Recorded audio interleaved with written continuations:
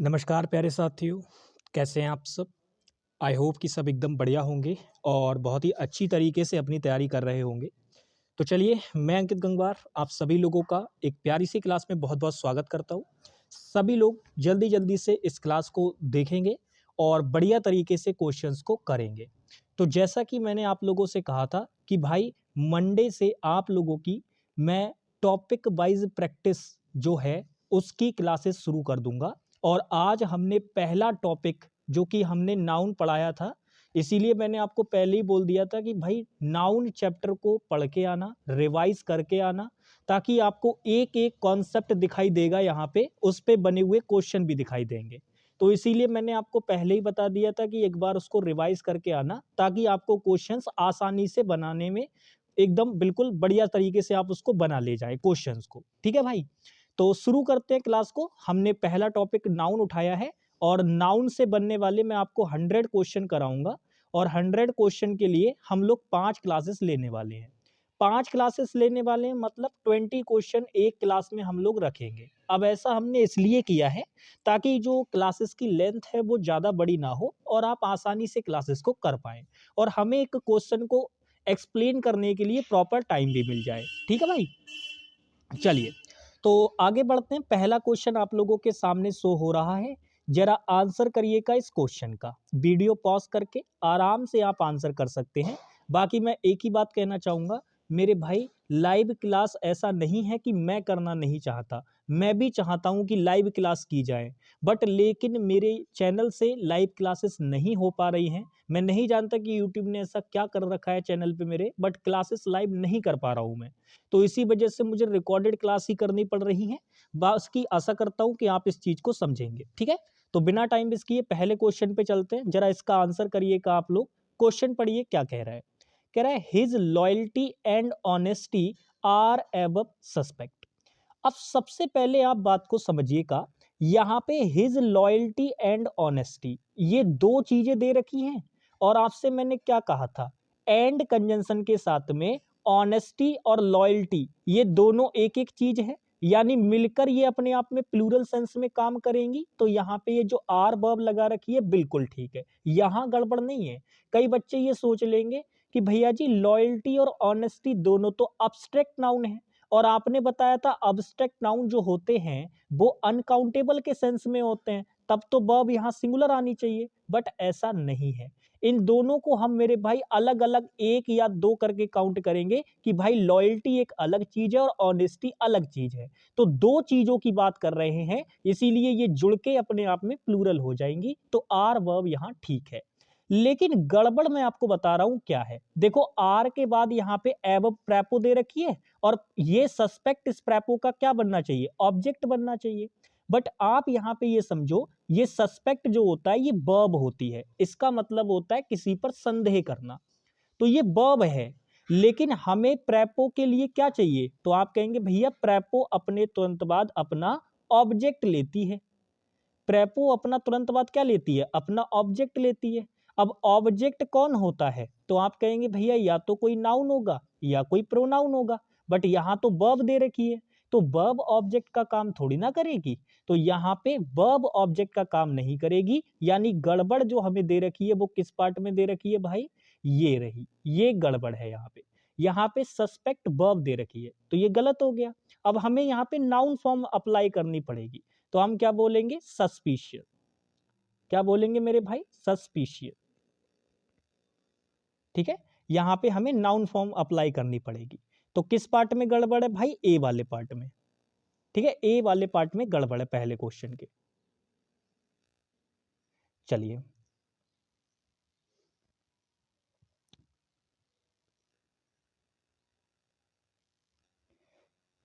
चलिए नेक्स्ट चलते हैं, क्वेश्चन नंबर 2।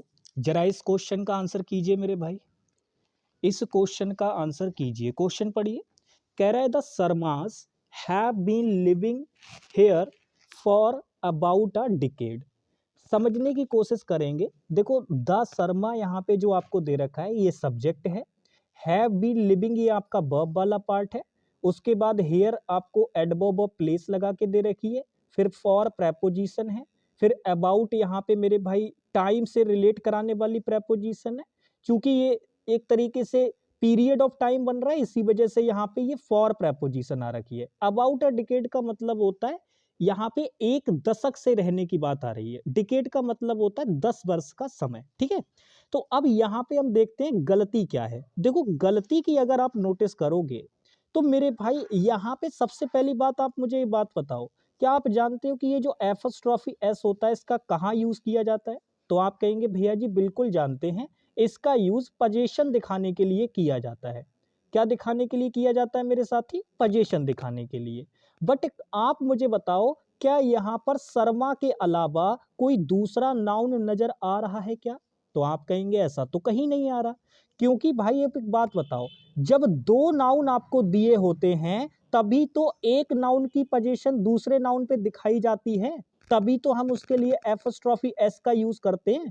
बट यहाँ तो दूसरा नाउन ही नहीं दिया, तो पोजीशन किस बात की? यानी आपको गड़बड़ मिल चुकी है कि भाई ये जो एपॉस्ट्रोफी एस आपने लगा रखा है ये गलत है, ये नहीं आएगा। अब ये नहीं आएगा तो इसकी जगह पे क्या करें? देखो अब आप एक बात समझो, यहां पर अगर आपने केवल दा शर्मा कर दिया, केवल आपने दा शर्मा कर दिया तो बात गलत हो जाएगी। क्यों? क्योंकि यहाँ पे प्लूरल वर्ब लगा रखी है, यानी असल में एग्जामिनर को यहाँ सरमास करना था, यानी प्लूरल सेंस में उसको यूज करना था, लेकिन उसने प्लूरल सेंस में यूज ना करके यहाँ एपॉस्ट्रोफी एस लगा दिया। क्योंकि बच्चा इसको पढ़ेगा तो दा सरमास ही पढ़ेगा, तो वो कंफ्यूज हो सकता है। वही काम यहाँ पे एग्जामिनर ने करने की कोशिश की है। तो मैं आशा करता हूं कि आप समझ गए होंगे कि यहाँ पोजीशन की तो कोई जरूरत ही नहीं है, क्योंकि दूसरा नाउन ही नहीं दिया है, तो पोजीशन किस बात की?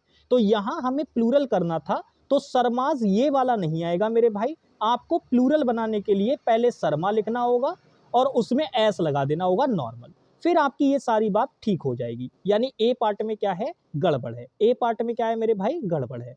नेक्स्ट आगे चलते हैं क्वेश्चन नंबर 3 पर। चलिए बहुत ही प्यारा क्वेश्चन है, जरा आंसर कीजिएगा। क्वेश्चन पढ़िए, कह रहा है these stray cattles are roaming around the town.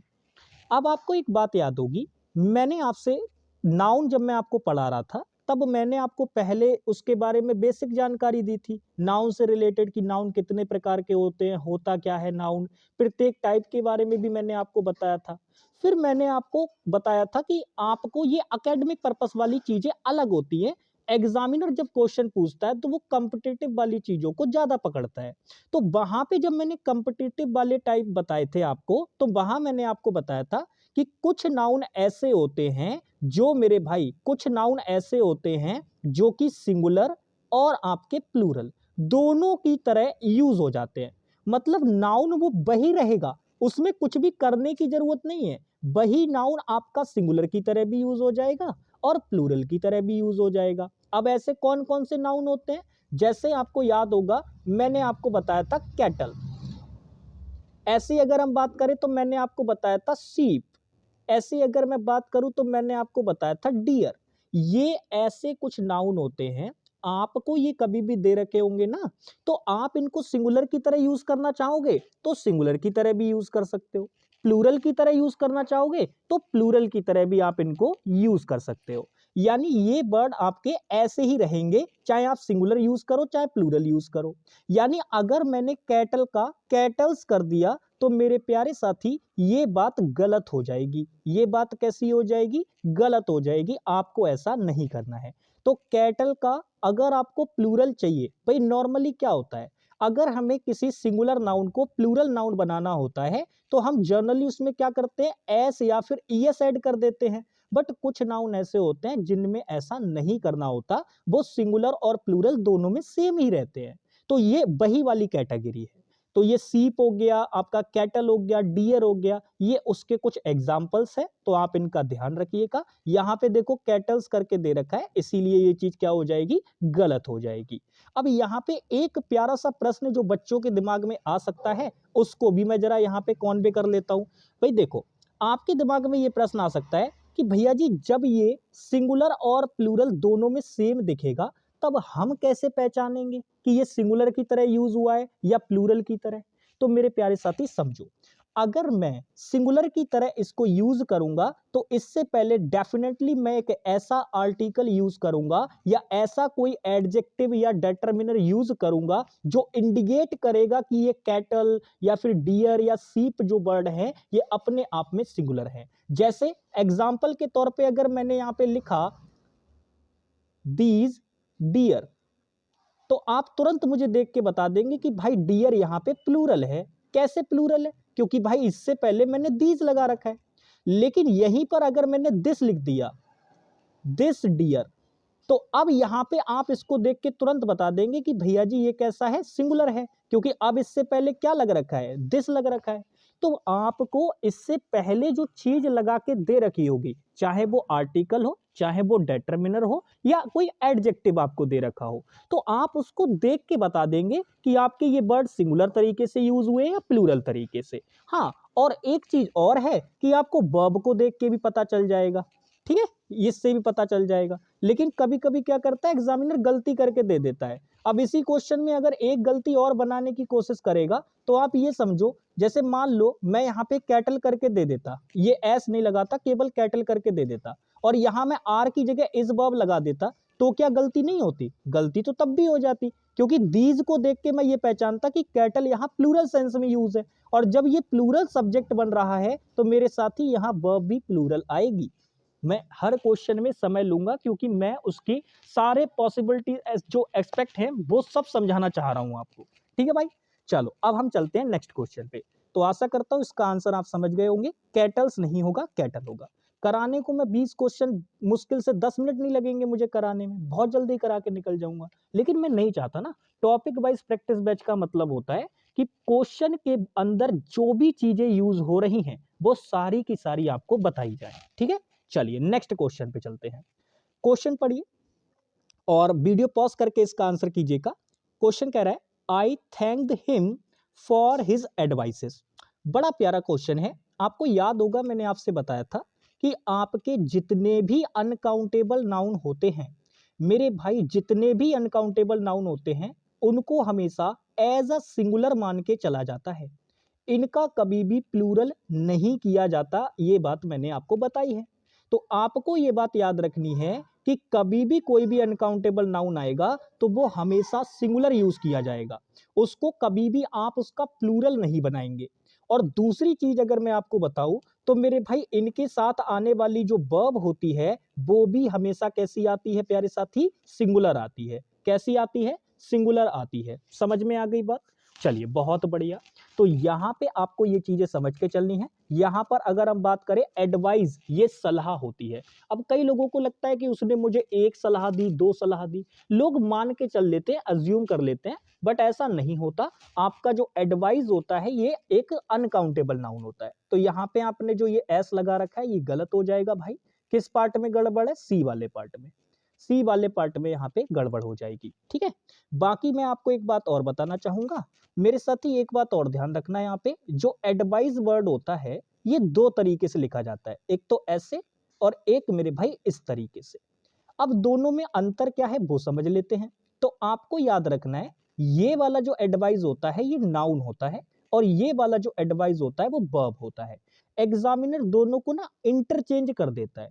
कई बार आपको क्या करेगा, वर्ब की जगह पे ये वाला लगा के दे देगा, नाउन वाला, और एडवाइस जब नाउन वाले की जगह पे जरूरत होगी तो वर्ब वाला लगा के दे देगा, और वर्ब की जगह पे जरूरत होगी तो नाउन वाला लगा के दे देगा।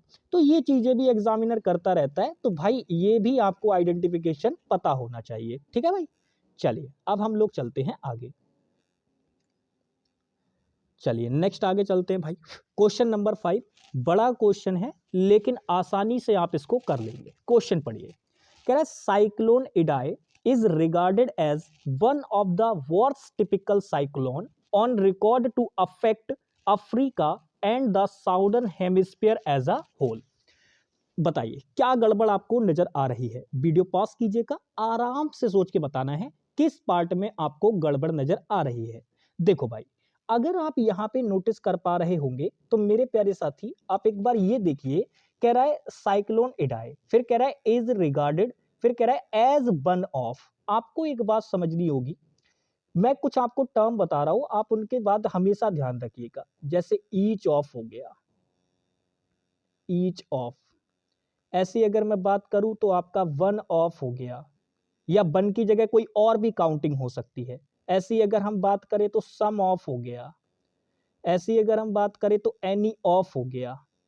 इन सभी टर्म की खास बात क्या है? इन सभी टर्म की एक खास बात है कि इनमें ये जो ऑफ प्रेपोजिशन आपको लगा के दे रखी है, ये जो ऑफ प्रेपोजिशन लगा के दे रखी है, ये प्रेपोजिशन यहां पर सिलेक्शन का काम कर रही होती है। क्योंकि ऑफ प्रेपोजिशन की खास बात होती है, ये दो चीजों का काम करने के लिए आती है। एक तो सिलेक्शन का काम करने के लिए, और एक मेरे भाई पोजीशन दिखाने के लिए। दो चीजों का काम करने के लिए ये आती है आपकी। तो यहां पर ये पोजीशन नहीं दिखा रही है, यहां ये सिलेक्शन दिखाने का काम कर रही है। तो आपको ये बात ध्यान रखनी है कि जब यहां पर ये सिलेक्शन दिखाने का काम कर रही है, तो मेरे भाई आप सिलेक्शन जब भी करेंगे, तो चाहे आपको प्रत्येक का सिलेक्शन करना हो, चाहे आपको एक का सिलेक्शन करना हो, चाहे आपको कुछ का सिलेक्शन करना हो, या किसी का सिलेक्शन करना हो, तो मेरे भाई वो ज्यादा में से ही तो करोगे, या एक में से ही एक का सिलेक्शन कर लोगे, या एक में से ही सबका सिलेक्शन कर लोगे? गलत हो जाएगा ना। तो आपको याद रखना है कि जब भी सिलेक्शन किया जाता है तो वो हमेशा ज्यादा में से किया जाता है। यानी अगर आपको ऑफ प्रेपोजिशन के बाद कभी भी आपको काउंटेबल नाउन लगाने की जरूरत पड़ेगी, तो आप वहां प्लूरल काउंटेबल नाउन लगाएंगे। क्या आपको बात समझ में आई? कभी भी ऑफ प्रेपोजिशन सिलेक्शन का अगर काम कर रही होगी, तो उसके बाद आपको अगर काउंटेबल नाउन लगाने की जरूरत पड़ी, तो वो आप क्या लगाएंगे? Plural countable noun. क्या लगाएंगे मेरे प्यारे साथी? प्लूरल काउंटेबल नाउन लगाएंगे। ठीक है ना? चलिए, आशा करता हूं कि आप ये समझ पाए होंगे। और बहुत याद रखना, जो ये 5 नंबर वाला क्वेश्चन है, इससे बहुत क्वेश्चन पूछे जाते हैं इस वाले टाइप से, तो इसको बिल्कुल दिमाग में फिट कर लेना है। फिलहाल आप देखो, यहाँ पे वन ऑफ दे रखा है, तो मैंने अभी क्या बताया? वन ऑफ के बाद जो आप नाउन लगाएंगे वो प्लूरल काउंटेबल नाउन होना चाहिए। तो साइक्लोन भैया काउंटेबल होता है, बट यहां पर तो आपने सिंगुलर में इसको यूज कर रखा है, तो यही क्या हो गई? गलती हो गई। देखो यहाँ पे, देखो द आर्टिकल है, और यहाँ पे ये आपका व्रोस्ट ट्रॉपिकल, ये एडजेक्टिव वाला पार्ट हो गया, और ये साइक्लोन आपका नाउन है। तो आप यहाँ पे ये समझ चुके हैं कि वन ऑफ के बाद जो नाउन आएगा वो प्लूरल काउंटेबल होना चाहिए। तो यहाँ पे तो ये साइक्लोन लिख रखा है, यहाँ पे आपको एस और लगाना पड़ेगा, तब बात ठीक होगी। क्योंकि वन ऑफ के बाद कैसा नाउन आता है? Plural countable. तो किस वाले पार्ट में गड़बड़ है भाई? ये रही गड़बड़, यहाँ पे एस और लगेगा तब ठीक बनेगा। तो बी वाले पार्ट में आपका क्या हो जाएगा भाई? राइट आंसर हो जाएगा। नेक्स्ट आगे बढ़ते हैं। ये रहा क्वेश्चन नंबर 6। अगर आपने पीछे का क्वेश्चन देखे होंगे तो आप इस क्वेश्चन को आसानी से उड़ा दोगे। अगर पीछे वाले क्वेश्चन पढ़े होंगे ना तो आसानी से कर दोगे। अभी पीछे मैंने क्वेश्चन कराया है, इसी पे क्वेश्चन पढ़ो। कह रहा है सीव्स are economically useful and so they are reared for wool and meat. बताइए क्या होगा? कह रहा है सीव्स are economically useful and so they are reared, ठीक है, for wool and meat. Wool का मतलब होता है जो ऊन होती है, और मीट का मतलब होता है जो मांस वगैरह होता है ना, उसके लिए। तो आपको ये चीजें देखनी नहीं, आपको बस इतना देखना है। अभी पीछे मैंने आपको बताया था कि कुछ नाउन ऐसे होते हैं जो एक ही तरीके के दिखेंगे, लेकिन वो दोनों ही फॉर्म में यूज हो जाएंगे, चाहे आप उसको सिंगुलर की तरह यूज करें, चाहे आप उसको प्लूरल की तरह यूज करें। आ रहा है ना याद? तो वहां मैंने आपको बताया था सीप। तो भाई ये सीप से कैसे कर दिया? हो गया ना गलत। सीप्स नहीं करेंगे, तो यहाँ पे ये चीज गलत है। आपको प्लूरल फॉर्म में यूज करना है, ठीक है, सीप के बाद आर वर्ब आ जाएगी बिल्कुल, लेकिन सीप्स नहीं करना है, वो गलत हो जाएगा।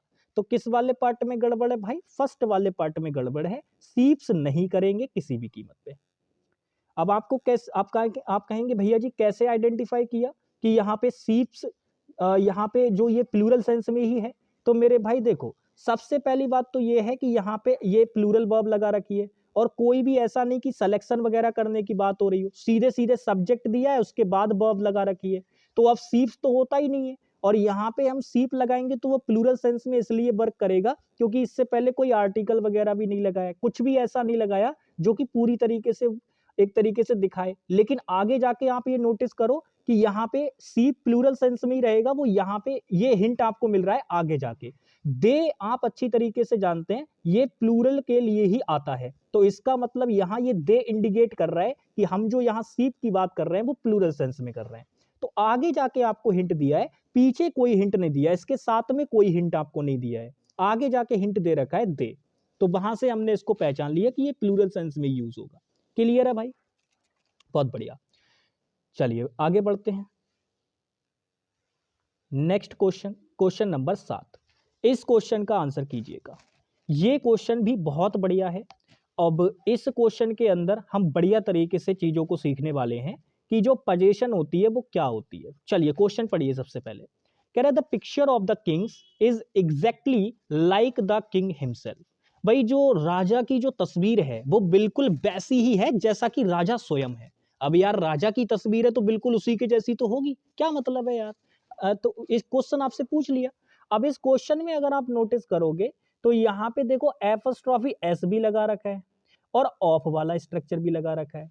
आपको याद होगा जब मैं पढ़ा रहा था तब मैंने आपको बताया था कि जो ये पोजीशन होती है इसको दिखाने के लिए हम दो तरीके के स्ट्रक्चर यूज करते हैं, एक तो ऑफ वाला स्ट्रक्चर और एक मेरे प्यारे साथी एपॉस्ट्रोफी एस वाला स्ट्रक्चर। दो स्ट्रक्चर हम यूज करते हैं। फिर मैंने आपको बताया था कि जो ऑफ वाला स्ट्रक्चर होता है ये हम चीजों के लिए यूज करते हैं, थिंग्स के लिए, थिंग्स के लिए यूज करते हैं जब हम थिंग्स की पोजीशन दिखाना चाह रहे हो किसी चीज पे। और जो ये एपॉस्ट्रोफी एस वाला होता है ये हम यूज करते हैं जब हमें बेसिकली किसी ह्यूमन की पोजीशन दिखानी हो, लाइक लिविंग थिंग्स की पोजीशन जब हमें दिखानी हो, लिविंग की जब हमें किसी की पोजीशन दिखानी होती है तब हम एपॉस्ट्रोफी एस का यूज करते हैं। ये चीज मैंने आपको बताई थी। तो आप जरा मुझे बताइएगा किसकी पिक्चर की बात हो रही है? तो आप कहेंगे राजा की पिक्चर की बात हो रही है। अब यहां गड़बड़ पता है क्या हो गई? गड़बड़ ये हो गई कि यहां पे पिक्चर की पोजीशन की बात की जा रही है। पिक्चर किसकी पिक्चर? राजा की पिक्चर। तो मेरे भाई मैंने आपको बताया था जब दो नाउन दिए जाते हैं, नाउन नंबर 1 और नाउन नंबर 2, तो पहले नाउन की पोजीशन दूसरे वाले नाउन पे दिखाई जाती है। अब आप नोटिस करो कि आपका पहला वाला नाउन कैसा है। तो आप कहेंगे भैया पिक्चर, यानी कि ये कोई आपको थिंग दे रखी है, वो भी कैसी? नॉन लिविंग थिंग है कोई। तो मेरे भाई इसके लिए पोजीशन दिखाने के लिए आपको ऑफ वाला स्ट्रक्चर यूज करना पड़ेगा। तो यहाँ पे एग्जामिनर ने ऑफ वाला स्ट्रक्चर यूज भी किया है। देखो द पिक्चर आपका पहला नाउन हो गया और द किंग आपका दूसरा नाउन हो गया। लेकिन उसने पता है क्या बेवकूफों वाली मिस्टेक की? उसने यहाँ पे एपॉस्ट्रोफी एस भी लगा दिया। अब आप एक बात बताओ, अगर एपॉस्ट्रोफी एस लगा दिया तो इसके बाद दूसरा नाउन कहां है फिर इसका? भाई पिक्चर किंग्स की, लेकिन किस चीज की? राजा की ही तो पिक्चर की बात हो रही है। अगर राजा की किसी चीज की पिक्चर की बात हो रही होती तब कोई चीज ऐड कर सकते थे, जैसे राजा के कॉस्ट्यूम की पिक्चर की बात हो सकती थी, राजा के महल के पिक्चर की बात हो सकती थी, तब हम एपॉस्ट्रोफी एस लगा सकते थे। लेकिन यहां इसके बाद कोई दूसरा नाउन इधर है ही नहीं, तो ये एपॉस्ट्रोफी एस किसकी पोजीशन बता रहा है? किसी की भी नहीं ना। तो ये यहाँ पे एक्स्ट्रा लगा रखा है, इसकी कोई जरूरत नहीं है। पिक्चर की बात हो रही है राजा की, तो ऑफ प्रेपोजिशन लगा के पिक्चर की पोजीशन राजा पे आ गई, यानी कि बिल्कुल ठीक है। यहां एपॉस्ट्रोफी एस एक्स्ट्रा लगाया गया है जिसका कोई मतलब नहीं बनता। तो यहां पे ये चीज क्या हो जाएगी? गलत हो जाएगी मेरे प्यारे साथी। डी पार्ट आपका राइट आंसर हो जाएगा। ठीक है, डी पार्ट आपका क्या हो जाएगा? राइट आंसर हो जाएगा। ठीक है, यहां पे ये चीज गलत है। ये ऑफ प्रेपोजिशन यहां लगा रखी है, ये पोजीशन का काम कर रही है यहां पे। ठीक है, यहां पर ये सिलेक्शन का काम नहीं कर रही, यहां ये पोजीशन का काम कर रही है, पोजीशन का। ये भी ध्यान रखना है आपको। ठीक है, तो यहां पे ये चीज गलत है।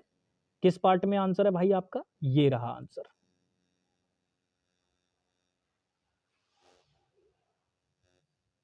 ठीक है, बाकी मैं आशा करता हूं कि आप ये पॉइंट समझ गए होंगे कि पोजीशन दिखाने के लिए कैसे सारी चीजों को यूज करते हैं। नेक्स्ट आगे चलते हैं क्वेश्चन नंबर 8 पर। जरा इसका आंसर कीजिए भाई। क्वेश्चन पढ़िए। कह रहा है miss Sangeeta Malik is one of the favourite teacher of most children in are school. इस क्वेश्चन में भी भाई अभी जस्ट पीछे कॉन्सेप्ट बताया था कि वन ऑफ के बाद क्या आता है, अगर कोई काउंटेबल नाउन आएगा तो वो प्लूरल आएगा। अब मेरे प्यारे साथी यहाँ पे टीचर काउंटेबल नाउन तो है बट आपने सिंगुलर यूज कर लिया, तो ये प्लूरल में आएगा, यही यहाँ पे गड़बड़ है। वन ऑफ के बाद जो भी काउंटेबल नाउन आता है वो हमेशा प्लूरल सेंस में आता है तो टीचर नहीं आएगा, टीचर्स आएगा। सी पार्ट में आंसर है। ये कॉन्सेप्ट पढ़ाया हुआ है ना, इसीलिए इस पे ज्यादा टाइम नहीं बढ़ाएंगे, आगे चलते हैं। एक एक कॉन्सेप्ट पे मैंने एक एक दो दो क्वेश्चन रख रखे हैं, आराम से आपकी प्रैक्टिस होगी बढ़िया तरीके से। नेक्स्ट क्वेश्चन पढ़िए। चलिए प्यारे साथी, इस क्वेश्चन का आंसर कीजिए। क्वेश्चन पढ़िए। कह रहा है it is not possible to discuss anything with her because of her angry. अब यहां पे आपको ये समझना है कि ये जो एंग्री वर्ड दे रखा है, क्या ये ठीक है? क्योंकि भाई बाकी पूरे क्वेश्चन में और कोई गड़बड़ नहीं है। आप देखो यहाँ पे ये नॉट दे रखा है, और मैंने कहा था जब आपकी स्टेटमेंट नेगेटिव होती है तो यहाँ पर एनी वाला प्रोनाउन यूज किया जाएगा। इस चीज पे बेस्ड अभी मुझे ध्यान है, शायद 1 या 2 दिन पहले मुझसे क्वेश्चन भी पूछा था किसी स्टूडेंट ने, तो वहां पे ये एनी वाला ही प्रोनाउन दे रखा था। तो वैसे मैंने कहा था कि कंपाउंड प्रोनाउन को देखकर आपको डिसाइड करना होता है। तो मैंने आपको बताया था नेगेटिव स्टेटमेंट कभी भी होगी तो वहां पे एनी वाले प्रोनाउन यूज किए जाते हैं, और पॉजिटिव स्टेटमेंट होगी तो वहां पे सम वाले प्रोनाउन यूज किए जाते हैं। फिलहाल ये प्रोनाउन चैप्टर में हम लोग ये चीज देखेंगे। अभी के लिए आप इतना मान के चलो कि इसमें जो गलती आपकी दे रखी है वो यहाँ दे रखी है एंग्री। क्योंकि भाई एंग्री इसलिए नहीं होगा क्योंकि एंग्री का मतलब होता है किसी से गुस्सा होना। अब भाई एंग्री का मतलब क्या होता है? डोंट एंग्री मी। तो मेरे भाई ये पार्ट्स ऑफ स्पीच के अकॉर्डिंग एक वर्ब है। ये पार्ट्स ऑफ स्पीच के अकॉर्डिंग क्या है? वर्ब है। लेकिन आप यहाँ पे नोटिस कर पा रहे हो ये जो हर आपको दे रखा है ये एक पजेसिव एडजेक्टिव है। ये क्या है? आपका पजेसिव एडजेक्टिव है। ठीक है, यहाँ पे मैं इसको सॉल्व करता हूँ। ये देखो ये वाला पार्ट है, सी वाला पार्ट। यहाँ पे आप नोटिस करो ये जो एंग्री दे रखा है ये अपने आप में क्या है? एक वर्ब है। और यहाँ हर जो आपको दे रखा है ये क्या है? आप इसको चाहे तो पजेसिव एडजेक्टिव मान लीजिए, या मेरे भाई आप इसको पजेसिव डेटरमिनर मान लीजिए, जो भी आपका मन करे, दोनों भी ठीक होते हैं, कोई दिक्कत वाली बात नहीं है। लेकिन आप एक बात बताओ, क्या आप ये बात नहीं जानते कि पजेसिव एडजेक्टिव या डेटरमिनर जो होता है इसके बाद जो वर्ड आएगा भाई, ये दोनों के दोनों जो वर्ड होते हैं वो किसी नाउन को ही तो डेटरमाइन करेंगे, या एडजेक्टिव अगर आएगा तो वो किसी नाउन के बारे में ही तो कुछ बताएगा ना। तो यानी कि ये बात हो गई कि इनके बाद आने वाला जो वर्ड होगा वो नाउन होगा, बट यहाँ तो वर्ब लगा रखी है। तो बस मेरे भाई हो गई गड़बड़। यहाँ पर जो ये आपने ये लगा रखा है, ये वर्ब यहाँ लगा रखी है, ये गलत हो जाएगी। तो एंग्री गलत है। एंग्री की जगह पे यहाँ क्या आएगा? नाउन फॉर्म आएगी। तो एंग्री की जो नाउन फॉर्म होती है वो मेरे भाई एंगर होती है। एंगर, एंगर का मतलब होता है गुस्सा। एंगर का मतलब क्या होता है मेरे प्यारे साथी? गुस्सा होता है। तो एंग्री की जगह पे कट के क्या आएगा? एंगर आएगा। वही आपका राइट आंसर हो जाएगा। सिंपल है ना? तो पार्ट्स ऑफ स्पीच पे बेस्ड भी आपसे क्वेश्चन पूछ लिए जाते हैं। वहां अगर आपको आइडेंटिफिकेशन आता है तो आप बहुत आसानी से क्वेश्चन कर ले जाएंगे। ठीक है ना? जैसे मैंने यहाँ पे आइडेंटिफाई करके ही तो क्वेश्चन किया। मुझे पता था कि ये डेटरमिनर है आपका पजेसिव वाला, तो जब डेटरमिनर है तो इसके बाद तो नाउन आना चाहिए, बट ये वर्ब दे रखी है तो हो गई गलती इस पार्ट में। ऐसे आपको भी आना चाहिए। ठीक है, आप भी सीखो इस तरीके से। चलिए नेक्स्ट आगे बढ़ते हैं। क्वेश्चन नंबर 10, इस क्वेश्चन का आंसर कीजिए। क्वेश्चन कह रहा है the sceneries of Kashmir is very charming. अब कई सारे बच्चे पता है क्या करेंगे? वो देखेंगे कि भाई ये सीनरीज प्लूरल है, यहाँ पे ऑफ प्रेपो दे रखी है, ये प्रेपो का ऑब्जेक्ट है, तो अल्टीमेटली सब्जेक्ट सीनरीज हो गया, तो इसके अकॉर्डिंग वर्ब इज को काट के आर कर देते हैं। मेरे दोस्त हो गई गलती तुमसे, नहीं करना है ऐसा। क्योंकि ये जो सीनरी वर्ड होता है इसके अंदर मेरे भाई जो दृश्य होते हैं आपके, वो इसके अंदर ऑलरेडी मौजूद होते हैं, तो ये आपका एक कलेक्शन की तरीके से यूज होता है। आपको ये प्लूरल सेंस में नहीं बनाना है इसको, ये अपने आप में मेरे भाई कलेक्शन होता है। एक जो पोर्ट्रेट्स वगैरह होती है उनका कलेक्शन होता है, लैंडस्केप वगैरह जो होते हैं ना, व्यू वगैरह, उनका कलेक्शन होता है। तो यहाँ पे सीनरीज करने की जरूरत नहीं है, आपको सीनरी बोलना है। तो यहाँ पे ये चीज जो है वो क्या हो जाएगी? गलत हो जाएगी। केवल वाई सीनरी लगना है बस, केवल। ठीक है ना? इसको प्लूरल सेंस में ये लगा रखा है, ये गलत हो जाएगा। सीनरीज कभी भी नहीं बोलते, सीनरी ही होता है। ठीक है, तो ये आई ई एस हटा दो, इसकी जगह पे बाई लगा दो, क्योंकि आप भी जानते हैं बाई से जब भी जिन वर्ड में बाई लगा हुआ होता है तो उनका प्लूरल बनाने के लिए हम आई ई एस का यूज करते हैं। याद है या भूल गए मेरे भाई? अब आपको याद होगा भाई, ये सिंगुलर प्लूरल बनाने के कुछ नियम होते हैं, इनको बहुत अच्छे से छोटी क्लासेस में भी सिखाया जाता है और हम भी इन चीजों को बताते हैं आपको। तो ये बाई की जगह पे IES लगा के प्लूरल बनाया जाता है तब जब इससे पहले कोई यहाँ पे कॉन्सोनेंट लेटर दे रखा हो, कोई भी कॉन्सोनेंट लेटर होगा तब ऐसा करेंगे। बाकी कई बार आपने ये भी नोटिस किया होगा कि बाई का प्लूरल नॉर्मल एस या ES लगा के भी बनता है। तो एस या ES लगा के तब बनेगा जब यहाँ पे कोई बॉबल आपको दे रखा हो। एग्जाम्पल के तौर पे जैसे अगर मैं बात करूं तो यहाँ पे सीनरी में जब आप नोटिस करोगे तो यहाँ आर देखो, आर दे रखा है, आर दे रखा है, तो भाई ये तो वो हो गया ना आपका, तो ये IES लगा रखा है। वैसे तो सीनरी का प्लूरल बनाएंगे ही नहीं, वो चीज अलग है, लेकिन यहाँ पे बनाया भी है तो गलत बनाया है इन्होंने, ये चीज है। अब बॉबिल के सेंस में जैसे अगर मैं बात करूं तो आपने देखा होगा मेरे भाई बॉय, अब बॉय का प्लूरल आप बनाते हैं तो क्या बॉयज कर देते हैं, ये वाला बॉयज कर देते हैं क्या? तो आप कहेंगे नहीं भैया जी ये तो गलत होता है, हम तो इसका प्लूरल क्या करते हैं, ये वाला बॉयज करते हैं। तो ऐसा क्यों करते हैं? क्योंकि बाई से पहले वाला जो लेटर है वो अपने आप में बॉबिल है, तो हमें इसका प्लूरल बनाने के लिए बाई के तुरंत बाद एस लगाना होता है। आशा करता हूं कि आप ये प्लूरल बनाने का जो सिस्टम है वो समझ गए होंगे। फिलहाल यहाँ पे आपको सीनरीज करने की कोई आवश्यकता नहीं है, सिर्फ सीनरी रहने दीजिए, ठीक है ना मेरे भाई। चलिए आगे बढ़ते हैं। बाकी आप ये मान के चलो केवल 1 या 2 क्लास में आपको लगेगा कि बहुत ज्यादा एक्सप्लेनेशन क्वेश्चन के अंदर इंक्लूड हो रही है। धीरे धीरे जब आपके हाथों में सारे के सारे हथकंडे, सारे के सारे कॉन्सेप्ट जब मैं सौंप दूंगा उसके बाद हम तेजी से भी चलेंगे, ठीक है। नेक्स्ट आ जाओ, इस क्वेश्चन का आंसर करो। ये भी पार्ट्स ऑफ स्पीच पे ही बेस्ड है। क्वेश्चन पढ़ो, कह रहा है my visiting to my family are few and far between. अब सबसे पहले आप मुझे बताइए क्या इस क्वेश्चन में कोई गड़बड़ है? My visiting to my family, अब देखो सबसे पहले अगर मैं बात करूं यहां पे अगर हम देखें तो विजिटिंग जो वर्ड है वो अपने आप में यहां पे 2 जगह मुझे गड़बड़ नजर आ रही है, 2 जगह। क्यों? क्योंकि सबसे पहली बात है ये जो विजिट होता है आपका, विजिट ये होता है मिलना। अब ये मिलना जो होता है मेरे भाई ये वर्ब भी होता है पार्ट्स ऑफ स्पीच के अकॉर्डिंग और ये नाउन भी होता है। बोलते ना पे आ विजिट, पे आ विजिट, तो यहाँ पे ए जो है आर्टिकल है और आर्टिकल के तुरंत बाद जाहिर सी बात है नाउन ही आएगा, तो यहाँ पर ये विजिट नाउन है होता है। तो आपको याद रखना है जो विजिट वर्ड होता है ये आपका मेरे भाई नाउन भी होता है और वर्ब भी होता है। तो यहाँ पे विजिटिंग करने की आवश्यकता नहीं थी, क्योंकि आप एक बात बताओ, हम जीरेंट फॉर्म में उसी वर्ब को यूज करते हैं जिसकी एक्चुअल में कोई नाउन फॉर्म होती ही नहीं है, लेकिन हमें उस वर्ब का अगर नाउन फॉर्म की जरूरत पड़ती है तो हम उसको जीरेंट फॉर्म में लिख देते हैं जिससे वो वर्बल नाउन बन जाता है। ये मैंने आपको वर्ब चैप्टर में क्वेश्चन कराऊंगा इस चीज पे बेस्ड में। तो यहां पर आपको ये वर्ब की तरीके से आपको मान के ही नहीं चलना। जब आपको पता है कि विजिट ऑलरेडी नाउन की तरह यूज हो सकता है तो हम विजिटिंग तो नहीं करेंगे इसको, तो my visit to my family बोलेंगे। तो पहली गड़बड़ इसमें जो निकल के आई, आपकी पहली गड़बड़ जो इसमें निकल के आई वो ये निकल के आई कि यहाँ पे ये विजिटिंग नहीं होगा, यानी विजिटिंग को काट कर इसकी जगह पे क्या कर देंगे, विजिट कर देंगे। पहली गड़बड़ तो ये हो गई। और दूसरी गड़बड़ की अगर मैं बात करूं तो मेरे भाई विजिट सिंगुलर है, मेरी विजिट की बात हो रही है, मैंने विजिट किया है कहां, मेरी फैमिली को। फार एंड फोर बिटवीन मतलब बहुत ही कम, कभी कभी होती है, बहुत दूर दराज में मतलब बहुत ही कम होती है। तो मेरे भाई आर भी नहीं लगेगा यहाँ पे, is few and far between होगा। तो यहाँ पे 2 पार्ट में गड़बड़ है मेरे भाई, 2 पार्ट में यहाँ पे गड़बड़ है। 1 मिनट का समय दीजिए मेरे प्यारे साथी। चलिए प्यारे साथी नेक्स्ट क्वेश्चन पे चलिए जरा। Next question number 12। अब इस क्वेश्चन को हम आसानी से कर लेंगे क्योंकि ये कॉन्सेप्ट मैं ऑलरेडी आपको बता चुका हूँ पीछे। क्वेश्चन पढ़िए, कह रहा है डॉक्टर्स से that eating red meat is one of a lead cause of heart disease.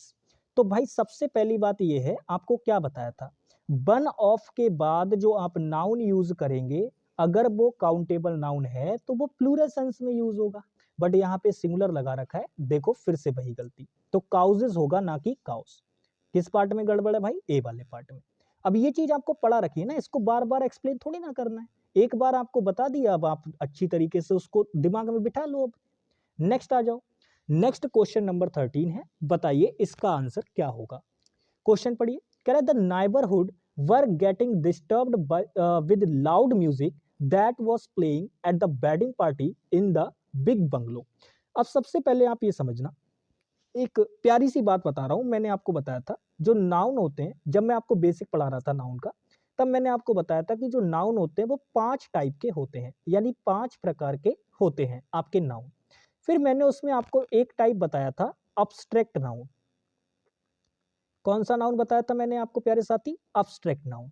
आपको याद रखना है ये जो अब्स्ट्रैक्ट नाउन होता है ये हमेशा अनकाउंटेबल नेचर का होता है। अब क्यों अनकाउंटेबल नेचर का होता है वो समझ लो भाई। जब आप इस चीज को देख ही नहीं सकते, जब आप इस चीज को छू ही नहीं सकते, ये इनटेंजिबल नेचर का होता है। तो जब जिसको ना देख सकते हो ना आप मेरे भाई छू सकते हो, तो फिर वो चीज जो है अपने आप में आप उसको गिन लोगे क्या? तो जिस चीज को गिन नहीं पाते वही तो नाउन आपके अनकाउंटेबल नेचर के होते हैं। तो अब्स्ट्रैक्ट नाउन आपका ऑलवेज कैसा होता है? अनकाउंटेबल नेचर का। और अभी मैंने आपको पीछे बताया था कि जो अनकाउंटेबल नाउन होते हैं वो आपके हमेशा सिंगुलर यूज किए जाते हैं और उनके साथ आने वाली वर्ब भी कैसी होती है? सिंगुलर होती है। तो प्यारे साथी ये जो नाइबरहुड आपने लगा रखा है ना, नाइबरहुड का मतलब होता है आपके आस पड़ोस की चीजें। जो आपका आस पड़ोस होता है ना उसको नाइबरहुड कहा जाता है। अब आप कहेंगे गुरुजी वो तो हमें दिखता है। मेरे भाई वो जो लोग होते हैं वो दिख रहे होते हैं आपको, आपके जो पास पड़ोस में घर होते हैं वो दिख रहे होते हैं, आपको आस पड़ोस नहीं दिख रहा होता। वो तो एक भाव है, समझ पा रहे हो ना? वो तो एक भाव है, वो आप नहीं देख पाओगे उस चीज को। तो नाइबरहुड आप, और यहाँ पे एक मैं हिंट भी बता रहा हूं, ये जो हुड वाले वर्ड होते हैं ना ये आपके अब्स्ट्रैक्ट ही होते हैं। जो हुड वाले वर्ड होते हैं क्योंकि ये स्टेट को बता रहे होते हैं। जैसे आपका नाइबरहुड हो गया, ऐसी अगर मैं बात करूं चाइल्डहुड हो गया, यंगहुड हो गया, ठीक है, ये सारी बात, ब्रदरहुड हो गया, भाईचारा। तो ये सारे के सारे जो वर्ड होते हैं ये स्टेट को बता रहे होते हैं। तो ये अब्स्ट्रैक्ट नाउन होते हैं और अनकाउंटेबल नेचर के होते हैं। तो जब ये सिंगुलर यूज होंगे तो मेरे भाई यहाँ पे बर तो प्लूरल वर्ब है। अब आपका सब्जेक्ट ऐसा हो गया जो कि सिंगुलर नेचर का यूज होगा क्योंकि अनकाउंटेबल नाउन है। तो यहाँ बर नहीं आएगा मेरे प्यारे साथी, वॉज आएगा। तो गड़बड़ किस पार्ट में मिल गई हमें? गड़बड़ मिल गई सीधे सीधे ये रही। तो यहाँ पे बर नहीं आएगा, वॉज आएगा,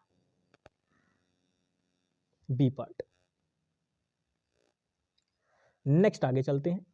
नेक्स्ट क्वेश्चन नंबर 14 आप लोगों के सामने है। आराम से वीडियो को पॉज कीजिए, थोड़ा सा समय लीजिए और आंसर कीजिए। क्वेश्चन पढ़ेंगे। कह रहा है I had a hard time paying the driver as I had only 100 rupee note. अब आपको एक बात याद होनी चाहिए, मैंने आपको एक बात बताई थी कि जो काउंटिंग आपकी होती है आपको हमेशा याद रखना है। देखो काउंटिंग होती है वो सारी चीजें मैं आगे जब क्वेश्चन आएंगे तो वहां पे मैं बताऊंगा कि कब आपको काउंटिंग में SAIS लगाना होता है, कब नहीं लगाना होता है, वो सारी बातें मैं आपको बताऊंगा। पहले आप ये समझने की कोशिश करो कि यहाँ पे बाकी सारी चीजें ठीक है, गड़बड़ जो दे रखी है वो इस वाले पार्ट में दे रखी है। अब भाई क्या गड़बड़ दे रखी है वो मैं आपको समझाता हूँ। देखो यहाँ पे कह रहा है आई हैड ओनली, ओनली आपका एक एडजेक्टिव टाइप का लगा हुआ है यहाँ पे। और फिर यहाँ पे अगर हम बात करें ये जो 100 आपको दे रखा है 100 रुपी, ये आपका पूरा का पूरा जो है वो एडजेक्टिव की तरह काम कर रहा है। किसके लिए? इस नोट के लिए। लेकिन दिक्कत पता है क्या हो गई? दिक्कत ये हो गई कि यहाँ पे जब ये एडजेक्टिव की तरह काम कर रहा है तो आपने इसमें एस कैसे लगा दिया? गलत हो गया ये तो भाई। क्योंकि आपको एक छोटा सा पॉइंट ये ध्यान रखना है कि कभी भी जो हम सिंगुलर और प्लूरल करते हैं, ये पॉइंट बहुत इंपॉर्टेंट है जो मैं आपको बताने जा रहा हूं। कभी भी जो हम सिंगुलर प्लूरल करते हैं ये दो ही चीजों का हो सकता है, या तो किसी वर्ब को हम सिंगुलर प्लूरल करेंगे या किसी नाउन को सिंगुलर प्लूरल करेंगे। कभी भी किसी एडजेक्टिव का सिंगुलर प्लूरल नहीं किया जाता। ये पॉइंट आपको ध्यान रखना है। केवल केवल जो सिंगुलर प्लूरल करने की बात होती है वो या तो हम किसी वर्ब का करेंगे या किसी नाउन का करेंगे। कभी भी किसी एडजेक्टिव का सिंगुलर प्लूरल नहीं किया जाता। अब प्यारे साथी ये नाउन हमारा यहाँ पे जो दे रखा है वो ये नोट वर्ड है, नोट। तो नाउन तो ये नोट वर्ड हो गया। बाकी ये जो आगे की जो चीजें दे रखी हैं ये 100 रुपीज जो दे रखा है ये इसके लिए एडजेक्टिव का काम कर रहा है। तो एडजेक्टिव को प्लूरल थोड़ी ना कर दोगे यार, तो ये चीज गलत हो जाएगी। यहाँ पे अगर हम बात करें तो यहाँ पे ये हंड्रेड्स नहीं होगा, केवल 100 रुपी नोट होगा। ठीक है ना? क्या होगा? केवल 100 रुपी नोट होगा। अब ऐसा मत करना कहीं पता चले कई सारे बच्चे यहाँ पे एस हटा के इस वाली जगह से इस वाली जगह लगा दे कि 100 रुपीज नोट कर दे ना, वो भी गलत हो जाएगा। केवल बोलेंगे 100 रुपी नोट। ठीक है, सिंपल। नेक्स्ट आगे बढ़ते हैं। ये क्वेश्चन नंबर 15 है, जरा इसका आंसर कीजिए। क्वेश्चन पढ़िए। कह रहा है economics is one of the subject which I have found very difficult since school. तो भाई इकोनॉमिक्स जो है वो उन सभी सब्जेक्टों में से एक है जो मैंने अपने स्कूल के दौरान बहुत ही ज़्यादा कठिन पाई। तो भाई आप मुझे सबसे पहले ये बताइए, इस क्वेश्चन के अंदर जितनी भी इंफॉर्मेशन है सारी की सारी दे दूं? चलो, सबसे पहले आप ये देखो, यहाँ पे वन ऑफ वाला यानी जो ऑफ वाला कॉन्सेप्ट मैं आपको पीछे बता के आ रहा हूं वो यहाँ पे लग रहा है। दूसरी चीज आपको यहाँ पे इकोनॉमिक्स के बारे में भी सीखना होगा। देखो, आपको मैंने बताया था कि नाउन में जब हम कॉम्पिटिटिव एग्जाम के लेवल का पढ़ रहे होते हैं तब वहां पे मैंने आपको बताया था कि कुछ नाउन के टाइप्स होते हैं। तो उसी में भी क्या होता है कि कुछ ऐसे नाउन होते हैं, ध्यान से मेरी बात समझना, कुछ ऐसे नाउन होते हैं जो दिख तो आपके प्लूरल रहे होते हैं, याद रखना, दिख कैसे रहे होते हैं? प्लूरल, लेकिन असल में वो होते कैसे हैं? सिंगुलर। ठीक है, उनका नेचर कैसा होता है? सिंगुलर होता है। तो अपीयरेंस जो उनकी होती है वो प्लूरल की तरह होती है, यानी वो दिख रहे होंगे प्लूरल की तरह, लेकिन असल में वो होते कैसे हैं? सिंगुलर होते हैं। ठीक है, तो ये कुछ टाइप के नाउन होते हैं आपके, जैसे कोई गेम का नाम हो गया, किसी सब्जेक्ट का नाम हो गया, या किसी बुक का नाम हो गया, बहुत सारी चीजें होती हैं। तो आप यहाँ पे अब ये चीज नोटिस करो कि मेरे भाई इकोनॉमिक्स जो है, कई बार बच्चा ये देख लेता है कि यार इस नाउन के लास्ट में एस लगा हुआ है और नाउन के लास्ट में एस या एस लगता है तो वो तो प्लूरल बन जाता है। तो हो सकता है कि कई सारे बच्चे इस वाले पार्ट में गड़बड़ कर दें, जो बेचारा बिल्कुल बेसिक से सीख रहा होगा चीजों को, वो हो सकता है कि इस चीज को गड़बड़ कर दे। लेकिन ऐसा नहीं है प्यारे साथी, ये इस कैटेगरी के अंदर का ही एक नाउन है इकोनॉमिक्स, क्योंकि ये किस चीज का नाम है? Name of subject. ये किस चीज का नाम है? Name of subject. अब ऐसे एकॉस्टिक्स होता है, स्टडी ऑफ साउंड्स होती है, आपकी फिजिक्स होती है मेरे भाई, ये ऐसी आपकी स्टडी की दे रखी हैं जिनके लास्ट में ऐसे ही लगा हुआ है, लेकिन वो फिर भी सब्जेक्ट के नेम है, इसीलिए वो कैसे यूज होंगे? सिंगुलर की तरह यूज होंगे। हाँ, प्लूरल की तरह भी यूज हो सकते हैं, लेकिन वहां पे वो सब्जेक्ट की तरह यूज नहीं होंगे, उसके कॉन्सेप्ट के रूप में अगर आप यूज कर रहे हैं तब वो प्लूरल यूज हो जाएंगे। लेकिन जब स्पेशली सब्जेक्ट के रूप में यूज होंगे तब नहीं मेरे भाई, तब वो सिंगुलर ही रहेंगे। ये चीज आपको ध्यान रखनी है। तो यहाँ पे ये चीज समझ में आ गई। ये तो हो गई इकोनॉमिक्स के बारे में बात। अब बात करते हैं यहाँ पे वन ऑफ। तो वन ऑफ वाला तो अभी मैंने आपको बताया कि इसके बाद अगर आपको काउंटेबल नाउन लगाना है तो वो हमेशा कैसा आएगा? प्लूरल। बट यहाँ तो सिंगुलर लगा रखा है, तो सब्जेक्ट नहीं होगा, सब्जेक्ट्स होगा। डी पार्ट यही गड़बड़ है इसमें, बाकी ठीक है। आ जाओ क्वेश्चन नंबर 16 देखो क्या कह रहा है, क्वेश्चन पढ़ो। कह रहा है the chart papers were distributed among all the childrens. अब मेरे प्यारे साथी यहां एक बहुत ही जबरदस्त बात है। सबसे पहले मैं आपको बता दूं, जो पेपर बर्ड होता है ये काउंटेबल के सेंस में भी यूज हो जाता है और अनकाउंटेबल के सेंस में भी यूज हो जाता है। अब कैसे? देखो, जब हम पेपर को जनरल सेंस में यूज करेंगे, नॉर्मली पेपर की बात कर रहे होंगे, तब वो अनकाउंटेबल सेंस में होता है। लेकिन जब हम पेपर को किसी स्पेशल पेपर की बात कर रहे होंगे, लाइक जैसे चार्ट पेपर हो गया, एग्जाम पेपर हो गया, तो जब किसी स्पेशल पेपर की बात कर रहे होंगे तब उस केस में वो प्लूरल सेंस में भी यूज किया जा सकता है। अब जैसे यहाँ पे ये चार्ट पेपर्स दे रखा है, तो मेरे भाई यहाँ पे पेपर्स की तो बात कर रहे हैं, लेकिन हम किसी एक स्पेशल पेपर की बात कर रहे हैं, चार्ट पेपर की, तो इसीलिए उसको प्लूरल सेंस में यूज किया गया है और ये चीज बिल्कुल ठीक भी है। तो इसके साथ प्लूरल दिया गया है तो भाई प्लूरल सब्जेक्ट के अकॉर्डिंग प्लूरल वर्ब आएगी, तो बिल्कुल ठीक है, इतना पार्ट बिल्कुल ठीक है। लेकिन आगे जाके जब आप इसमें नोटिस करोगे तो जो गलती दे रखी है वो बिल्कुल बच्चों वाली। कैसे? भाई आप एक बात बताओ, क्या आप नहीं जानते कि चाइल्ड जो वर्ड होता है ये आपका सिंगुलर होता है? अब इसका प्लूरल बनाने के लिए हम क्या कर देते हैं? तो आप कहेंगे भैया जी चिल्ड्रन कर देते हैं। अब आप मुझे बताओ, क्या इससे भी बड़ा प्लूरल कोई और हो सकता है? क्या आपको इसका भी प्लूरल करना पड़ेगा, एस लगाना पड़ेगा मतलब इसमें? ऐसा तो कहीं पे किसी किताब में नहीं लिखा। तो बस मेरे भाई यही गड़बड़ है। आपका जो ये चाइल्ड होता है ये सिंगुलर होता है और इसका प्लूरल अगर आपको चाहिए तो वो चिल्ड्रन हो जाता है। अब चिल्ड्रंस करने की आवश्यकता नहीं होती, वो गलत है अपने आप में। तो बस ये छोटी सी गलती थी इस क्वेश्चन में, चिल्ड्रंस तो होता ही नहीं कभी भी। डी ऑप्शन राइट आंसर हो जाएगा, बाकी सारा कुछ इसमें ठीक था। नेक्स्ट आगे बढ़ते हैं। नेक्स्ट क्वेश्चन नंबर 17 आप लोगों के सामने है, जरा आंसर कीजिए इस क्वेश्चन का। कह रहा है she bears spectacle and so she was unable to see the gangster that attacked her last night. अब इस क्वेश्चन में आपसे पूछ रहा है कि भाई अगर गलती दे रखी है तो बता दो, अगर नहीं दे रखी तो नो एरर लगा देना। चलो भाई देखते हैं। कह रहा सी बियर्स, पहनने की बात हो रही है। क्या चीज? स्पेक्टिकल। बट क्या आप इस स्पेक्टिकल वर्ड का मीनिंग जानते हैं? आपको याद होगा मैंने नाउन में आपको एक कैटेगरी और बताई थी कि नाउन ऐसा भी होता है कि अगर आप उसका सिंगुलर में यूज करेंगे तब उसका मीनिंग कुछ और होगा, और जब आप उसको प्लूरल में यूज करेंगे तब उसका मीनिंग कुछ और हो जाएगा। मतलब मीनिंग उसका बदल जाता है सिंगुलर और प्लूरल में यूज करने पे। एग्जाम्पल के तौर पे जैसे मैं कहता हूं गुड। अब गुड आप अच्छी तरीके से जानते हो ये एक एडजेक्टिव होता है, इसका मतलब होता है अच्छा। लेकिन अगर मैंने इसको प्लूरल कर दिया तो ये अपने आप में क्या बन गया? सामान के सेंस में आ गया फिर ये। तो ये अपने आप में कुछ ऐसे वर्ड्स होते हैं जो कि क्या होता है कि सिंगुलर में आप यूज करोगे तो अलग मीनिंग देंगे, प्लूरल में आप यूज करोगे तो अलग मीनिंग देंगे। ऐसे ही एक और होता है वुड।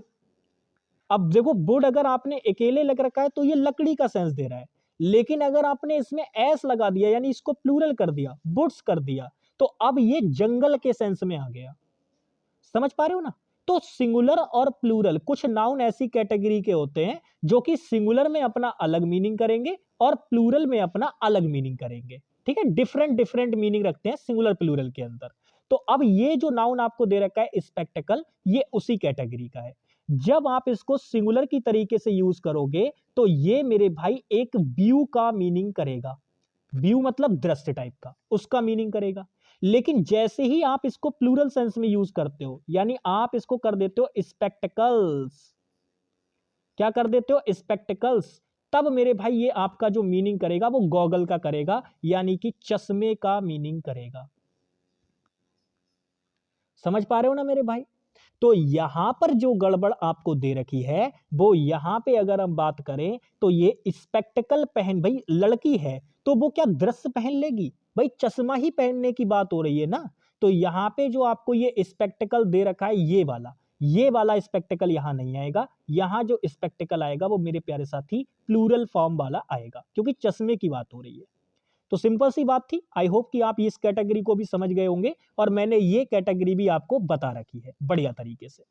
नेक्स्ट आ जाइए, क्वेश्चन पढ़िए। क्वेश्चन नंबर 18 है आप लोगों के सामने। Correct, towns after towns were conquered by him but he found no peace. मतलब किले दर किले वो जीत लिए उसने, मतलब किले के किले जीत लिए उस भाई ने, लेकिन फिर भी उसे शांति नहीं मिली। तो आप मुझे बताओ, क्या आप समझ पा रहे हो इस क्वेश्चन में क्या गड़बड़ है? ये आपको पूरा पार्ट दे रखा है, फिर ये पार्ट दे रखा है, फिर ये दे रखा है, फिर ये दे रखा है। अब आप मुझे बताओ किस पार्ट में गड़बड़ है। तो आपको याद होगा मैंने नाउन के अंदर ही आपको एक पॉइंट पढ़ाया था, एक इसमें एक चीज मैंने आपको बताई थी जो की थी क्या? Noun compound. अब इसमें मैंने कई टाइप के कंपाउंड आपको बताए थे, याद है? नाउन कंपाउंड, आई होप कि आपने रिवीजन किया होगा तो आपको याद होगा मैंने आपको नाउन कंपाउंड बहुत अच्छे से बताए थे। तो मैं नाउन कंपाउंड में केवल उसी कंपाउंड का जिक्र करूंगा जो यहां पर मेंशन किया गया है।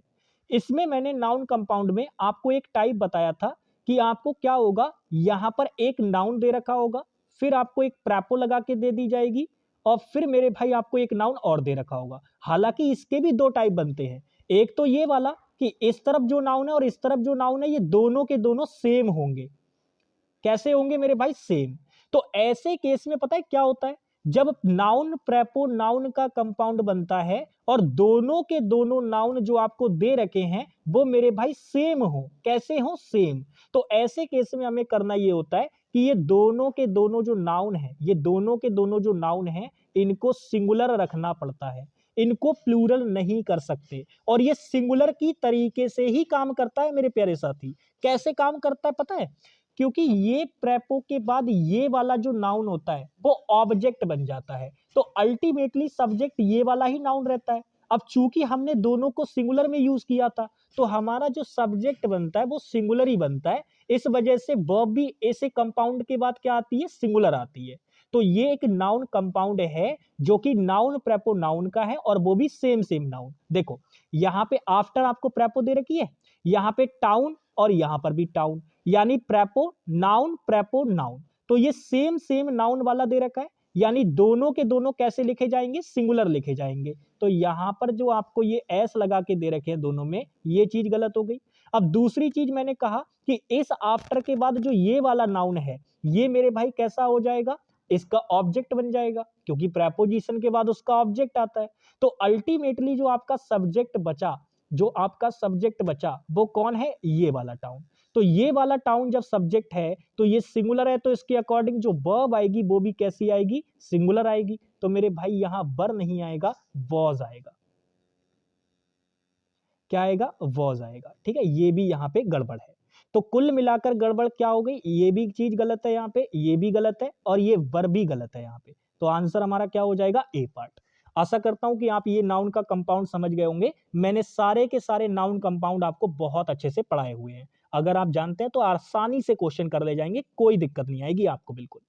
नेक्स्ट पढ़ते हैं आगे। नेक्स्ट क्वेश्चन, क्वेश्चन नंबर 19 आप लोगों के सामने है। क्वेश्चन पढ़िए। कह रहा है he was advised to take 2 spoonsful of medicine 3 times a day.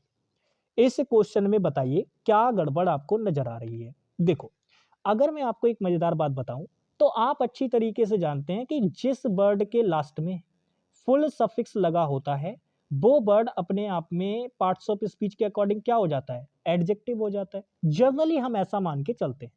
लेकिन मेरे प्यारे साथी, आपकी जानकारी के लिए मैं बता दूं, जब आप कॉम्पिटिटिव एग्जाम के लेवल पे निकल के आएंगे तब आपको एक बात और भी पता होनी चाहिए कि ये जो फुल सफिक्स वाले वर्ड होते हैं ये एडजेक्टिव होने के साथ साथ नाउन का भी काम कर लेते हैं। भाई कुछ नाउन भी होते हैं जिनके लास्ट में फुल सफिक्स लगा हुआ होता है, तो आपको ये भी ध्यान रखना है। समझ पा रहे हो ना।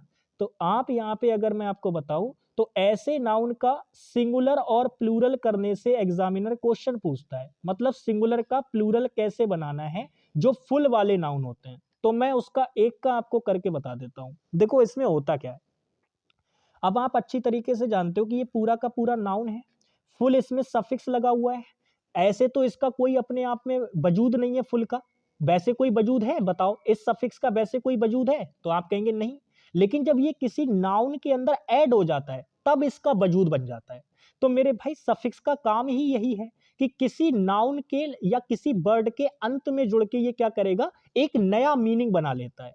तो मेरे भाई यहां पे जब आप इसको बनाएंगे सिंगुलर प्लूरल तो आपको बिल्कुल कंफ्यूज नहीं होना है। आप नॉर्मली जैसे नाउन का सिंगुलर प्लूरल बनाते हैं वैसे ही आपको इसका बनाना है। जैसे आप नॉर्मल, जैसे मैंने आपको नाउन दे दिया स्पून और मैं आपसे पूछूं कि भाई इसका मुझे प्लूरल बना के दिखा दे, अभी तो ये सिंगुलर है और मैंने आपसे पूछा कि मुझे इसका प्लूरल बना के दिखा दे, तो आप क्या करेंगे, तुरंत आप कहेंगे भैया जी स्पून ये वर्ड दे रखा है, मैं बस कुछ नहीं करूंगा, इसके लास्ट में क्या कर दूंगा, एस लगा दूंगा, लो बन गया प्लूरल। मैं कहूंगा वाह बहुत बढ़िया, शाबाश, बिल्कुल ठीक बनाया। अरे क्यों परेशान हो रहे हो, बिल्कुल ठीक बनाया दोस्त, दोनों ठीक है। तो मैंने जब आपसे स्पून का प्लूरल बनवाया तो आपने स्पून उसका कर दिया जो कि बिल्कुल ठीक है। बस यही काम आपको फुल वाले नाउन के साथ में भी करना है, यानी बिल्कुल परेशान नहीं होना है। अगर यहीं पे मैं स्पून फुल कर दूं तो ये अपने आप में क्या हो गया, तो आप कहेंगे भैया ये तो सिंगुलर है, और इसका मुझे अगर मुझसे प्लूरल बनवाएगा तो बिल्कुल जैसे मैंने स्पून का प्लूरल बनाया है बस इसी तरीके से मुझे स्पून फुल्स का भी प्लूरल बनाना होगा। कैसे बनाएंगे देखो मैं बताता हूं। बस आप कुछ मत करो, ये स्पून फुल्स आपको दे रखा है, इसको क्या करो स्पून कर दो और पूरा पूरा लिखो पहले स्पून फुल और लास्ट में बस इसके एस लगा दो, बस बन गया प्लूरल। ऐसे करना है। तो आशा करता हूं कि ये जो फुल वाले नाउन आपको देखने को मिलेंगे इनको आप आसानी से प्लूरल बना लेंगे। केवल मेरी क्या बात याद रखनी है, जैसे नॉर्मल नाउन का सिंगुलर प्लूरल किया जाता है उसके अंत में एस या ईएस लगा के, बस वैसे ही मेरे भाई इन फुल वाले जो नाउन होते हैं इनका भी ऐसे ही बनाना होता है। एग्जाम्पल के तौर पे मैंने सारी चीजें बना के दिखा दी हैं, बाकी अब मैं आपको कराता हूं क्वेश्चन में गलती। देखो यहां पे देखो, कह रहा है he was advise to take 2 spoons full. तो आप नोटिस करो ये 2 अपने आप में एक भाई एडजेक्टिव हो गया और यहाँ पे एडजेक्टिव के बाद आने वाला वर्ड ये क्या हो जाएगा, नाउन हो जाएगा। नॉर्मली हम ये मान के चलते हैं कि फुल वाले वर्ड भी एडजेक्टिव होते हैं, बट यहाँ पे ऐसा नहीं है। क्योंकि ये टू एडजेक्टिव है तो डेफिनेटली एडजेक्टिव किसी नाउन के बारे में ही कुछ ना कुछ बताएगा, क्योंकि आगे तो ऑफ प्रेपोजिशन दे रखी है और ये मेडिसिन इस प्रेपोजिशन का ऑब्जेक्ट है। तो इसका मतलब ये जो स्पूनफुल वर्ड दे रखा है ये अपने आप में नाउन है। अब ये जो दे रखा है ना, आप जानते हो कि टू अगर काउंटिंग है तो इसके बाद आने वाला कोई नाउन होगा तो वो प्लूरल सेंस में यूज होगा। तो अब जब इसको आप प्लूरल सेंस में यूज करोगे तो भाई ये स्पूनफुल कर रखा है तो ये गलत हो गया, क्योंकि अभी मैंने बताया था नॉर्मल नाउन की तरह बनाना है। तो स्पूनफुल आपका नाउन होता है, वो पूरे के पूरा नाउन जो होता है वो क्या होता है, स्पूनफुल। अब इसका प्लूरल बनाओगे तो यहां एस ना लगा के आपको जो एस लगाना होगा वो बिल्कुल फुल के बाद लगाना होगा, बट एग्जामिनर क्या करेगा, स्पून में लगा देगा या कप में लगा देगा, तो वो चीज गलत हो जाएगी। यानी गड़बड़ कहां है, ये रही। तो आपका आंसर हो जाएगा बी वाला ऑप्शन। ठीक है, आशा करता हूं कि आप ये समझ गए होंगे। मैं समय पूरा इसलिए ले रहा हूं क्योंकि मेरे भाई मेरी कोशिश ये है कि आप एक बार सीख लेंगे ना इन चीज़ों को तो आसानी से आप चीज़ों को कर पाएंगे। ठीक है, और एक दो क्लास में लगेगा समय, रीज़न उसका ये है क्योंकि आपको बढ़िया तरीके से चीज़ें जब इम्प्लीमेंट करके दिखानी होती हैं, जो पढ़ाया गया है वो सारा का सारा जब इम्प्लीमेंट करके दिखाया जा रहा होता है आपको, तो उसमें समय लगता है एक दो क्लासेस के अंदर। बाकी एक दो क्लासेस में जब आपके पूरे के पूरे कॉन्सेप्ट आपके पास आ जाएंगे फिर उसके बाद समय नहीं लगेगा क्वेश्चंस को करने में, फिर तो बस मुझे बताना है कि ये कॉन्सेप्ट मैंने उस जगह पे बताया था। नेक्स्ट आ जाओ। अब ये क्वेश्चन, ये तो डबल ही हो गया भाई, अभी पीछे कराया था ये क्वेश्चन। अच्छा ये क्वेश्चन भी हो गया। चलो ये लास्ट क्वेश्चन है क्योंकि 20 क्वेश्चन हमें करने थे बट वो रिपीट हो गए हैं वो क्वेश्चन। तो इस क्वेश्चन का जरा आंसर करो। क्वेश्चन नंबर 23 है लेकिन हमारे आज का क्वेश्चन है ये 20 नंबर वाला क्वेश्चन। करो इसका आंसर क्या होगा। कह रहा है he told me that it was his friends Shankar's house. अब मेरी बात ध्यान से समझना, यहां पर अगर आप नोटिस करें तो पोजीशन दिखाने में क्या होता है कि जैसे हम दो नाउन यूज करते हैं, एक और दो, तो हम जानते हैं कि पहले नाउन की पोजीशन दूसरे नाउन पे दिखाई जाती है। बट कई बार ये ऐसा हो जाता है कि जो जिस नाउन पर हम पोजीशन दिखा रहे होते हैं वो एक से ज्यादा का भी हो जाता है। तो अगर ये एक से ज्यादा का है, मतलब जैसे यहां पर भी दो पर्सन मौजूद हैं और इन दोनों की पोजीशन अगर एक ही चीज पे है, एक ही चीज पर है, जैसे मैं यहाँ पे कह रहा हूं एग्जाम्पल के तौर पे मैंने देखो ऐसे ले लिया, जैसे मान लो ये एक करण नाम का कोई बंदा है और ये एक अमन नाम का कोई बंदा है। अब मेरी बात ध्यान से समझना, एक करण नाम का कोई बंदा है और एक अमन नाम का कोई बंदा है और यहाँ पर घर। अब ऐसी बात है कि ये घर जो है वो अमन का भी है और करण का भी है, यानी दोनों का एक ही घर है। तो ऐसे केस में जब मैं पोजीशन लगाऊंगा तो मेरे भाई मुझे दोनों में से किसी एक पर एपॉस्ट्रोफी एस लगाना होगा, वो भी लास्ट वाले पे। ठीक है, जब ऐसा होगा तब, जरूरी नहीं है कि हमेशा ऐसा हो रहा हो, जब होगा तब। लेकिन कई बार ऐसा भी हो सकता है कि करण और अमन इन दोनों की पोजीशन अलग अलग चीजों पे हो, तो जब अलग अलग चीजों पे होगी, यानी घर को अगर प्लूरल सेंस में यूज कर रखा है तो मेरे भाई आपको करण पे भी एपॉस्ट्रोफी लगानी पड़ेगी और अमन पे भी लगानी होगी, क्योंकि घर को प्लूरल सेंस में यूज कर रखा है। प्लूरल मतलब एक से ज्यादा, और एक से ज्यादा यहां बंदे भी हैं, तो एक घर अमन का हो जाएगा, एक घर करण का हो जाएगा। समझ पा रहे हो ना। तो यहां पर मैं आपको यह समझाना चाह रहा था कि पोजीशन दिखाने के लिए आपको यह देखना होता है कि भाई आप जिस चीज पे पोजीशन दिखा रहे हैं उस पे एक से ज्यादा लोगों की पोजीशन है या एक ही बंदे की पोजीशन है। अब जैसे यहाँ पे मुझे घर दे रखा है तो मैं तुरंत देख पा रहा हूं कि ये जो घर वर्ड यहाँ दे रखा है ये अपने आप में सिंगुलर है, और ये सिंगुलर है तो यहां पे आप नोटिस करो क्या ये दो बंदे हैं या एक ही पर्सन है। मेरे भाई मेरी बात समझ लो, अगर ये दो लोग होते ना, फ्रेंड अलग होता, शंकर अलग होता, तो इनके बीच में कोई ना कोई कनेक्टर वर्ड जरूर होता, इनको जोड़ने के लिए कोई ना कोई कंजंक्शन एग्जामिनर ने जरूर लगाया होता। यानी कि ये दोनों अलग अलग नहीं हैं, ये एक ही बंदा है। उसने कहा मुझसे कि उसके दोस्त का घर है, उसके दोस्त कौन, शंकर का घर है ये। तो यहां पर ये दोनों अलग अलग नहीं हैं, उसके दोस्त शंकर का घर है ये, ऐसे बोलना था उसको। अगर ये दोनों अलग अलग होते तो यहां कोई ना कोई कंजंक्शन लगाया जाता, लेकिन ऐसा नहीं हुआ। इसका मतलब ये एक ही पर्सन है, और एक ही पर्सन है तो डबल डबल एपॉस्ट्रोफी क्या कर रही है भाई। यहाँ पे आपने फ्रेंड्स पे भी एपॉस्ट्रोफी लगा दिया, शंकर पे भी एपॉस्ट्रोफी लगा दिया, तो ये गलत है। एपोस्ट्रॉफी जो आप लगाएंगे वो नाउन पे लगाएंगे, क्योंकि हिज फ्रेंड, फ्रेंड अपने आप में यहाँ एडजेक्टिव का काम कर रहा है, तो इस पे एपोस्ट्रॉफी लगाने का कोई मतलब नहीं बनता प्यारे साथी। तो यहाँ पे जो आपने ये एपोस्ट्रॉफी लगा रखी है ये गलत है, ये वाली ठीक है। ठीक है, तो यहाँ पे गड़बड़ किस पार्ट में है भाई, सी वाले पार्ट में गड़बड़ है, फ्रेंड्स पे एपोस्ट्रॉफी नहीं आएगी बस, बाकी ठीक है। ठीक है,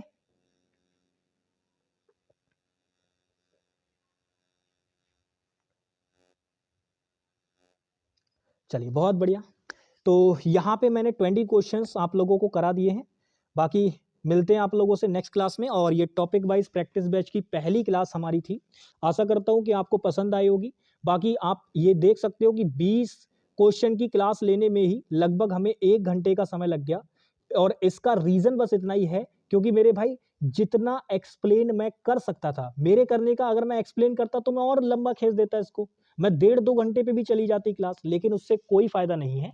मैंने हर क्वेश्चन के अंदर बस उतनी ही जानकारी आपको देने की कोशिश की है जितनी आपको उस क्वेश्चन से रिलेटेड पता होनी चाहिए थी, तो बस उतनी ही दी है मैंने। और बाकी बढ़िया तरीके से आप इन चीजों को सीखिए, इंप्लीमेंट करना सीखिए, और आगे आपको इसी तरीके के क्वेश्चन और भी देखने को मिलेंगे, तो आपकी ये सारी चीजें पक्की हो जाएंगी। भाई 100 PYQ रखे हैं मैंने, 100 PYQ रखे, तो बिल्कुल परेशान नहीं होना है, बहुत जबरदस्त तरीके से आपकी प्रैक्टिस होगी। ठीक है प्यारे साथी, चलिए तो मिलते हैं आप लोगों से नेक्स्ट क्लास में, तब तक के लिए बाय बाय, टेक केयर, जय हिंद प्यारे भाई।